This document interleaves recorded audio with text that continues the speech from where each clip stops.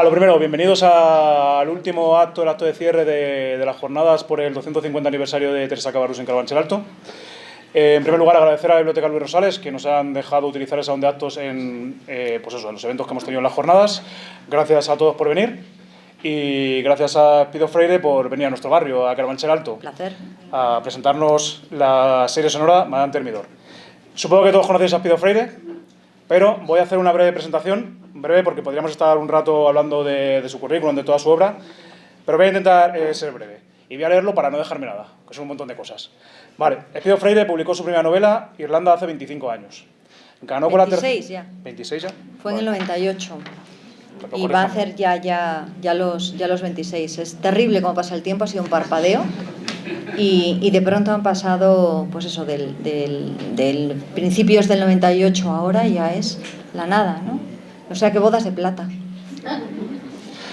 Y ya con la tercera ganó el Premio Planeta en 1999 con Melocotones helados, ¿vale? Sigue siendo la ganadora del Premio Planeta más joven, pues, de los que ha ganado. Y yo creo que va a estar difícil que alguien te quite ese récord, ¿vale? Desde entonces ha publicado otras 7 novelas. Este año ha sido finalista. Ah, no es lo mismo. Sí, el autor se llama Alfonso Goizueta, ¿verdad? Tiene 23 años, la misma edad con la que yo publiqué mi primera novela, pero ha sido finalista. De los ganadores, he sido la más joven desde que lo gané y con anterioridad lo ganó otro autor, Antonio Prieto, a la misma edad que yo, pero aún así yo fui más joven. Es un récord un poco absurdo, es decir, pero mucha gente lo menciona y llama la atención, y de hecho llamó tanto la atención que han pasado 25 años y mucha gente sigue recordando Melocotones helados y sigue recordando esa chavalita, ¿no?, que subió a recoger el premio y que aquí está ya hecha una señora de provecho. Bueno, pues desde que ganó el Premio Planeta ha publicado 7 novelas. Una, a mí me gusta especialmente, la he leído estos últimos meses. Llámame Alejandra, sobre la última Zarina, que ganó el Premio Azorín en 2017. ¿Vale? Ha publicado de todo. Ha publicado cuentos, relatos, poemas, novelas juveniles, ha publicado ensayos. Hay un ensayo que tengo pendiente de leer que es Mileuristas, que tiene 2 partes, en 2006. Sí, está muy anticuado ya, ¿eh? Sí. Sí, yo no pierdas, o sea, no pierdas el tiempo en ello, por una razón muy clara. Han sido 7 novelas, pero han sido 32 libros en esos 25 años largos. Y de esos libros hay 2 ensayos que tú acabas de mencionar, que son Mileuristas y la segunda parte Mileuristas, que aparecieron en 2006 y que eran un análisis sincrónico, un análisis como si diéramos un corte a la realidad de ese momento. Entonces, valió ese análisis hasta que llegó la gran recesión en aproximadamente, pongamos que en España en 2011, y a partir de ahí todos los parámetros, todas las previsiones cambiaron y por lo tanto sirvió para hacer el análisis de esos años, pero lo cierto es que, o sea, podemos algún día, si quieres, tener una conferencia, una conversación acerca de cómo veo ahora ese mismo fenómeno, esa generación, pero los datos ya no sirven, han pasado muchos años y por lo tanto el propósito del ensayo era diferente. Entonces no Aún así, si tienes empeño, yo te lo hago llegar, porque creo que debo tener algún ejemplar por casa. Pero me parece más interesante, quizás, si quieres seguir leyendo algo, este libro, que está ahora totalmente actualizado, que Mileuristas, que en su momento también generó una enorme expectación, pero que analizaba una sociedad que ya... Entonces nos parecía horrorosa y ahora la echamos casi de menos.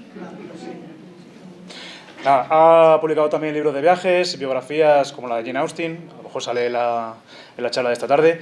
Ha publicado un libro que a mí me gusta especialmente, que es este de aquí, Pioneras, mujeres que abrieron un camino. Aparte de toda la publicación que ha hecho, dirige el máster de creación literaria de la Universidad Internacional de Valencia, colabora en la SER, muchos de vosotros me lo habéis dicho antes que la escucháis, en Radio Clásica, colabora en el diario 20 Minutos, en la revista Viajar.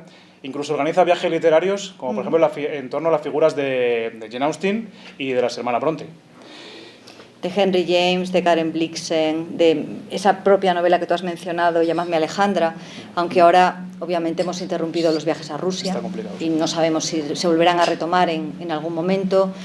Voy a hacer uno en torno a la figura de Emily Dickinson, a Nueva Inglaterra, haré otro en torno a la emperatriz Isabel de Austria, la famosa Sisi, también para este año. La parte esta de viajes literarios lo que me permite es hacer lo mismo que hago en el máster de creación literaria, es decir, explicar no solamente cómo se escribe, sino cómo se lee, cuál es el fenómeno que a mí me ha llevado a la literatura, pero hacerlo en unos paisajes espectaculares, enfrente de las casas museo de esos autores y de esas autoras, hablando también de cine y bueno, aprovechando ese tiempo que siempre está fuera de la realidad, que es un viaje con personas que generalmente suelen ser interesantes, y para mí es una oportunidad de continuar hablando de lo que más me gusta y de quienes más me gustan, fuera de un aula, fuera de una conferencia, fuera de un salón de conferencias. Quizás a estas alturas ustedes se hayan dado cuenta de que a mí hablar me gusta. Entonces, permite precisamente compartir no solamente impresiones, sino también lo poco que yo haya podido aprender a lo largo de los años de literatura, pero el mucho entusiasmo que en todo ello deposito. Y nada, su última publicación es esta, La historia de la mujer en 100 objetos. Esta ya me la he leído, no me la tengo, de momento no la vuelvo a leer. Y nada, he cogido un párrafo que me gusta especialmente, lo voy a leer, por si no lo voy a leer bien, donde afirma que le apasionaba la historia de niña, que con los años le interesaba mucho más la historia cotidiana más que la institucional, y que las mujeres, al igual que las minorías, se encontraban en unos márgenes cada vez más anchos, más evidentes, que debían incorporarse de una u otra manera. Entonces, una de esas mujeres es precisamente Teresa Cabarrús. Yo, desde el principio de las jornadas, pues eso, he propuesto que la figura de Teresa Cabarrús es el personaje nacido en los Carabancheles, Carabanchel Bajo, Carabanchel Alto, más importante, más relevante de la historia, pero también es uno de los grandes desconocidos. Entonces, yo agradezco a Pido Freire que haya... No, a Teresa también, sí. A Pido Freire que haya sacado justo este año, que es cuando se cumple el 250 aniversario de su nacimiento aquí, en Carabanchel de Arriba, que ha sacado la serie sonora Madame Thermidor. ¿Vale? Es el motivo de que haya venido aquí a Carabanchel de Arriba. ¿Vale? Entonces, nada, tengo unas preguntas también. Voy a intentar no saltarme ninguna. Y la primera pregunta, después de todo esto, de todo este currículum, toda esta extensa obra, ¿de dónde sacas el tiempo para hacer todo lo que haces? No hago otra cosa. Es mi vida. Es decir, hay muchos autores, muchas autoras que tienen que compartir su profesión o su oficio con otro. Por ejemplo, son profesores, o por ejemplo, trabajan en una oficina, o por ejemplo, tienen que esperar a estar jubilados, o a dejar las responsabilidades familiares para poder escribir. Pero yo desde todavía no había terminado la carrera y la diplomatura en edición y publicación de textos, ya tuve la oportunidad de comenzar a escribir y vivir de ello. Entonces, se me daba esa oportunidad y en cualquier momento se me podía quitar, porque este oficio es un oficio caprichoso por parte de los editores y también por parte de los lectores. Entonces decidí que haría todo lo que estuviera en mi mano para continuar mereciendo esa atención y ese interés del público. Y así lo he hecho. Desde la mañana hasta la noche prácticamente todo lo que me gusta hacer tiene que ver con la literatura, con el arte, con la historia, las colaboraciones que tú has mencionado, las de prensa, las de radio, televisión también he hecho con menor frecuencia porque generalmente me pedían que hiciera opinión, sobre todo opinión de actualidad o política, y no es el terreno en el que yo me siento más cómoda. Todo ello siempre se ha enfocado hacia lo mismo, compartir mi pasión por la literatura, por la propia creación literaria y convertir un momento en el que tenemos que competir los libros con lo audiovisual, con la televisión, con las series, con el mundo que se encuentra en el móvil, no en mundos apartes, sino en mundos interconectados. Es decir, que la televisión no sea un enemigo de los libros, que tampoco lo sea el audio, que tampoco lo sea el móvil, que no lo sean las redes sociales, sino que de una forma o de otra las aprovechemos para potenciar todo eso. Y he tenido, como digo, siempre el apoyo del público y de la crítica, y muchas veces, por lo tanto, también de los editores, y me han permitido iniciar muchas cosas nuevas. Las he empezado siempre con un gran entusiasmo. Te comentaba fuera de micrófono que quizás ahora tenga que bajar un poco más el entusiasmo, ¿no? Porque ya ni se es tan joven, ni se tiene tanta fuerza, y sobre todo ya hay camino recorrido. Por lo tanto, no hay tanto interés por mi parte en hacer constantemente cosas nuevas, sino en hacer ya aquellas en las que yo creo que puedo aportar algo o que me interesan de una forma o de otra.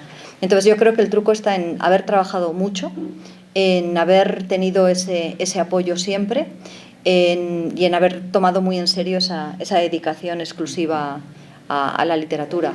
Luego es verdad que hay gente que se dedica únicamente a la literatura y que se centra exclusivamente en la novela.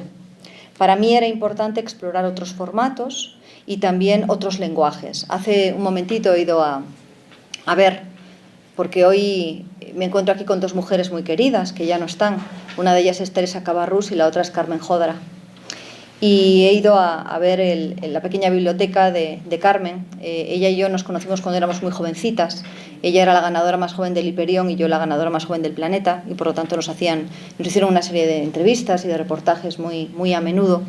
Y con Carmen hablábamos mucho de poesía. De hecho, en uno de los libros hay una compilación de poemas, estamos tanto ella como yo.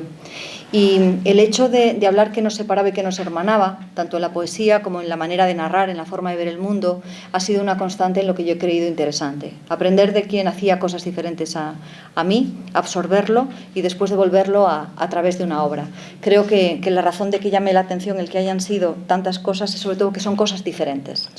Están siempre mezcladas con la tecnología, en un momento en el que muchos autores dicen que ni siquiera tienen un móvil, ¿no?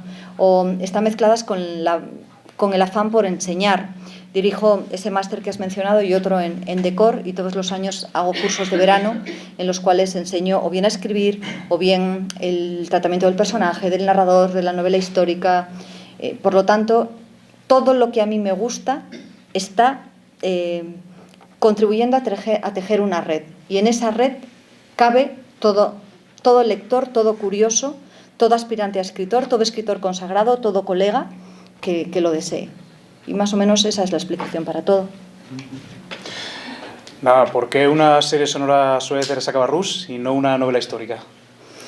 Hay una novela histórica escrita por Carmen Posadas, que se llama La cinta roja, que habla de Teresa, y de una Teresa muy diferente en enfoque, en temperamento y en carácter a la que yo planteo. Por supuesto, la buena es la mía. O sea, Carmen es una gran autora, pero su Teresa... y cuando la leí, hubo una sensación que me ha ocurrido también con otras autoras, por ejemplo con Ángeles Caso, ¿no? Que nos encontramos en un momento común, porque somos contemporáneas, compartimos aficiones comunes y hay alguien de nosotras, ¿no?, que tiene la suerte de estar predestinada a tocar eso. Y por lo tanto, una vez que Ángeles Caso, por ejemplo, ha hablado de Elizabeth de Austria, no tiene ningún sentido a que vaya yo a escribir otra novela sobre Elizabeth de Austria. Sí que tiene sentido que yo contribuya precisamente a lo que ella ha estado haciendo desde una perspectiva diferente. Por ejemplo, un viaje literario. Y en el caso, he mencionado estas dos autoras porque ellas han tocado temas que a mí me han gustado mucho y sobre los que hubiera escrito novelas si no los hubieran escrito ellas antes. Y eso no significa que esté de acuerdo con su visión, pero hay un respeto también a la integridad de la obra de una colega, de una compañera que llegó antes y que me lleva a mí a integrar su obra, a respetarla y a partir de ahí generar otra cuestión, ¿no?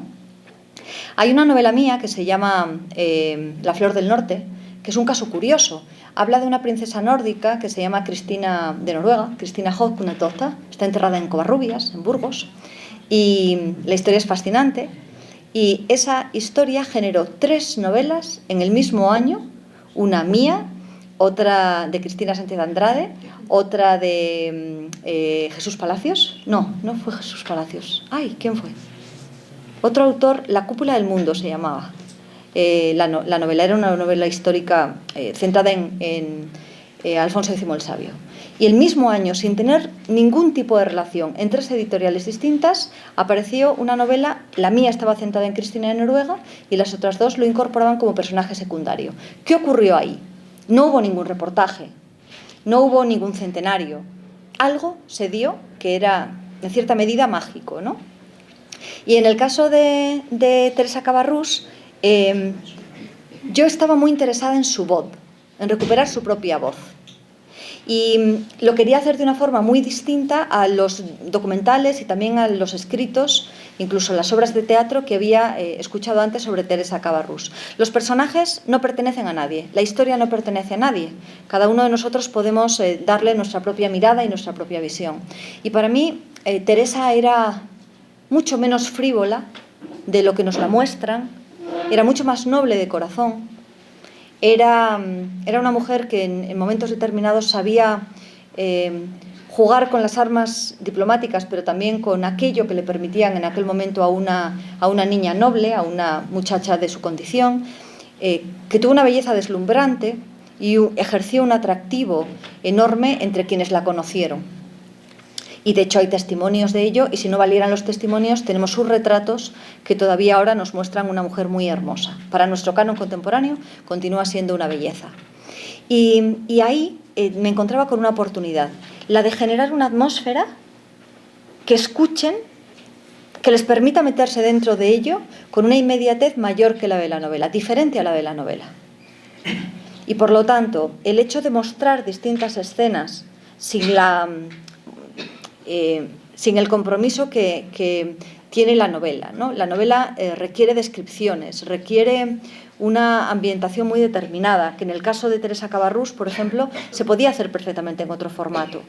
Y yo creo que con la edición que se ha hecho de la serie ustedes van a notar el aire de las calles, los carruajes, la sensación del frufru de la seda, ¿no? Cuando ella va caminando. Eso me resultaba muy atractivo para un personaje que fue enormemente moderno para su época. Dedicarle una novela histórica convencional me parecía que en cierta medida era hacer más de lo mismo y sobre todo traicionar un espíritu muy, muy libre, muy especial y, como digo, muy enormemente moderno.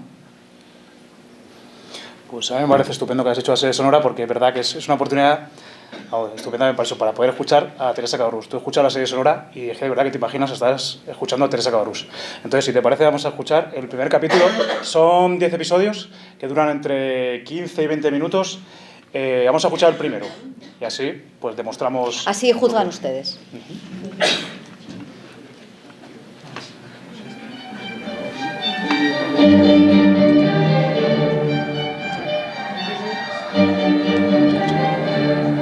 Existe una ley no escrita sobre la historia, algo que todos, ricos o pobres, reyes o mendigos, sabemos sin que nadie nos lo diga. Durante siglos, la realidad de un país transcurre sin grandes incidencias. De vez en cuando una guerra o una amenaza lo sacude, pero incluso eso forma parte del perezoso orden de las cosas. Y muy de vez en cuando se produce un cambio real. Un imperio cae. Un nuevo líder irrumpe. Las fronteras se derrumban. Nada vuelve a ser igual. Nadie nos prepara para esa conmoción que arrastra a su paso todo lo que encuentra. Hombres, mujeres, países, coronas, papas y dioses. A quienes vivimos esos momentos nos consideran afortunados. Hemos sido testigos de tiempos extraordinarios. Hemos formado parte de ellos. Y los hemos modelado con nuestras palabras y nuestros actos. Los sabios aseguran que nunca la vida es tan dulce como antes de esos instantes de caos, de destrucción y de cambio. Y yo, Teresa Cabarrús, puedo asegurar que eso es cierto. Que eso era cierto en aquel verano de 1789.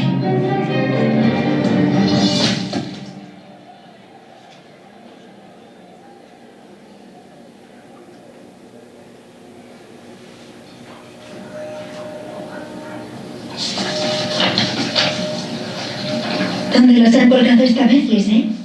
Donde siempre, madame. En el pórtico de la iglesia, en el mercado, en la fonda. Y no una ni dos, sino un taco grueso atravesado por un clavo, para que cualquiera pueda llevarse su repugnante copia. Eleva un poco ese rizo, que me caiga desde la oreja. La caricatura de la reina guarda cierto parecido. Pero la mía... ¿Cómo me imaginan esos desgraciados? Lo sé, madame. Madame Déficit, bla, bla, bla. Aquí estoy yo. Libertina, meretriz, extranjera, zorra andaluza. Andaluza. El autor del texto tiene tanta imaginación y tan mal aprovechada como el dibujante. En fin. Luego acabarás de retocarme. Dile a Etienne que recorra Fontenay casa a casa y que él y los mozos no dejen ninguno para cuando lleguen los invitados. Ya lo han hecho, madame. Los han quemado en el patio trasero. Entonces alcánzame el peinador y recibamos al fin a ese caballero español que está esperando. ¿Dices que traía un salvoconducto de mi padre? Dámelo. Ay, Lisette, qué tonta soy. Cuando veo el lacre y la letra de mi padre, es como si tuviera ante mí a un papá. Hija amadísima, conoces bien al portador de la presente, don Antonio de Miranda, primo del célebre general Miranda. Si recuerdas sus visitas a nuestra casa de Carabanchel en esos días de tu infancia, recordarás también que es un moralista mortalmente aburrido, pero también un hombre ilustrado, sin un hueso de maldad en su cuerpo y con excelentes contactos y mejores informaciones. Agasájalo con esmero y líbrate de él antes de que su temperamento melancólico oscurezca la luz del tuyo. Recibe las bendiciones de tu padre y de tu querida madre, hija, cuando esta nota llegue a su destino. Francisco de Cabarrús. Hazle entrar, Lisette. Monsieur don Antonio de Miranda, madame. Teresita, no puedo creer lo que veo. Eras una niña de apenas un parpadeo. Y los rumores no mienten. ¡Qué hermosa eres! ¿Y cómo me recuerdas a tu madre a tu edad? Don Antonio, qué alegría recibir en mi casa a un compatriota. ¿Le ha costado mucho encontrarla? No, salí esta mañana de París. He dejado el caballo en la fonda y allí me han dirigido hacia tu casa, Fontenovo. Busque un palacete completamente rodeado de rosas, me dijeron. Por tus padres sé de tu buena fortuna y que ahora eres marqués. Mi suegro compró el título para mi marido y para mí. Así es. Marqueses de Fontanet. Trae un jerez para mi tío, Lisette. Llevamos el nombre de este lugar, que es antiguo y respetable. No sé si encaja demasiado con nosotros, que nos preciamos de ser modernos y en absoluto respetables. ¿Tu hijo? Entonces, pertenecerá ya a la aristocracia. Porque me han dicho que eres madre de un hermoso niño. Nació el 2 de mayo, con lo que tiene ya 2 meses y medio. Goza de excelente salud, pero debo decir que no es muy hermoso. Oh, vaya. Mejor así. La pobre criatura es idéntica a su padre y a su abuelo. Y eso ha disipado cualquier rumor perverso de que fuera de alguno de mis amantes. Os lo enseñaría, pero debo darle el pecho en 1 hora. Y si se despierta ahora, ya nada le calmará. ¿Darle el pecho? Pero ¿no tiene una nodriza? Los médicos franceses siguen ahora doctrinas más naturales, tío. De manera que soy yo quien lo amamanta. Me causa un trastorno insufrible, pero dicen que seré lo mejor para el niño. Y al fin y al cabo, es el heredero. ¿Dónde iremos a parar? Una señora de tu categoría, rebajada a esas funciones. Ay, Teresa, entonces, los rumores sobre tus amantes, ¿hay algo de cierto en eso? Pero, don Antonio, ¿qué mujer casada en París no entretiene al menos un amante? Vaya, le he ofendido. Sé que en España las cosas se ven de otra manera, pero fue voluntad de mi padre que me casara aquí. Y si a mi marido no le molesta, y él mismo no ha cambiado su conducta con el matrimonio, ¿a quién hacemos daño? Por eso me has recibido así, medio desnuda.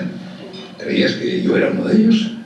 Tío, solo falta vestirme la falda exterior, y no la llevo para que no se me arrugue antes de tiempo. La moda es así ahora. Ya me he dado cuenta de que he llegado mientras te preparabas para una fiesta. No pretendo robarte mucho tiempo. No es una fiesta, solo una velada musical para algunos amigos y, por supuesto, está usted invitado. En 15 días, sí. Entonces haremos una gran fiesta para celebrar mi 16 cumpleaños. Ahora, en julio, no queda casi nadie en París y no hay muchas distracciones. Y estas flores por todas partes, y las velas, y toda esa comida. Lo habitual cuando recibo visitas. Rosas rojas, iris azules, lirios blancos. Los colores del pueblo, tío. Los colores de moda. Yo misma llevaré una falda azul y escarapelas o plumas en esos tonos en el pelo. Y entre quienes acuden a esas fiestas, querida Teresa, ¿cuál es el tema de conversación? La política, tío. La maldita política. Los jóvenes solo quieren hablar de política. El tercer estado, la Asamblea Nacional y si el duque de Orleans debería arrogarse los poderes del rey. Y mientras tanto, mi marido juega sin parar encerrado en sus habitaciones y las damas escuchamos las tonterías de los caballeros, mortalmente aburridas. Deben tratarse de temas más profundos y más peligrosos. Sí, como me han comunicado, entre tus invitados se cuentan los notables Mirabeau y Talleyrand. Efectivamente, estáis bien informado. El conde de Mirabeau y el obispo de Autun honran esta casa, como lo hacen el marqués de Lafayette o muchos otros amigos de la más variada extracción.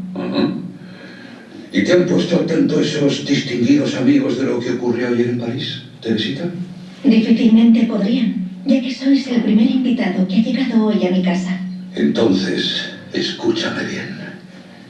Ya sé que pensarás que soy un viejo cuervo con malas noticias, pero he venido a avisarte por el afecto que me une a tu familia y porque le prometí a tu padre que en este viaje a Francia te vería. Quizá alguno de tus invitados no acuda esta noche a tu fiesta. París se encuentra sembrado de barricadas. No me mires así. En estos momentos, las tropas reales se están retirando de la ciudad para evitar una carnicería en un enfrentamiento con las milicias ciudadanas. Ayer, una muchedumbre hambrienta por la falta de pan y enfurecida por la destitución de Necker, el ministro de Finanzas, tomó por la fuerza a los inválidos en busca de armas. Los regimientos de artillería bajo el mando del barón de Bessenval podrían haberlo impedido, pero se han negado a disparar contra el pueblo. ¿Te suena el nombre de Bernard René de Launay? Como toda Francia. Es el gobernador de la Bastilla. Hazme reír. Al pobre desgraciado se le olvidó su única función en el mundo, que era disparar el cañón protocolario cuando nació la hija de los reyes. Ese pobre desgraciado fue asesinado ayer por la turba que asaltó la Bastilla. Su cabeza luce ahora en una pica que pasa de mano en mano por todo París, Teresita. Y esto es solo el principio. El pueblo clama contra el rey, contra los aristócratas. Quieren vuestra sangre y vuestras posesiones. Eso es horrible. Pero tío, siempre ha habido rebeliones. Esto no es una rebelión, muchacha. Es una revolución. Y se lleva gestando mucho tiempo, bajo las mismas narices de tus elegantes invitados y con la participación activa de muchos de ellos. Mi primo, el general Miranda, que se encuentra ahora mismo en Rusia, ha alertado de cómo se ve la situación desde fuera. Puede que Luis XVI recupere momentáneamente el control, pero eso no durará. Francia es un árbol cerrado que se derrumbará sin remedio. Pero yo, ¿qué puedo hacer? ¿Qué tiene que ver conmigo nada de esto? Huye a España en cuanto puedas. Los barcos zarpan llenos de aristócratas de incógnito rumbo a Inglaterra y a nuestro país. Allí tu padre, que se encuentra en una inmejorable posición, y sus amigos te protegerán.